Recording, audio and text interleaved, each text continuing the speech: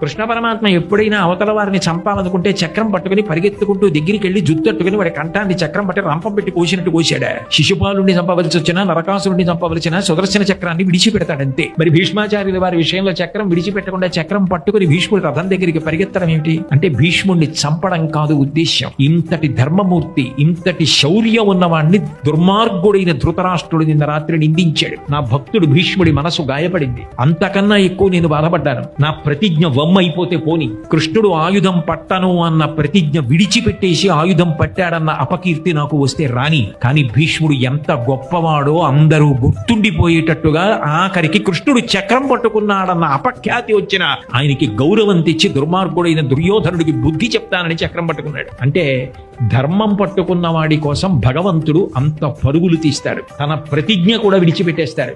ధర్మము అంటే ఆయనకి అంత అనురక్తి. అటువంటి ధర్మమును అనుష్ఠించవలసిన వాడు ఎవరు అంటే నరుడే.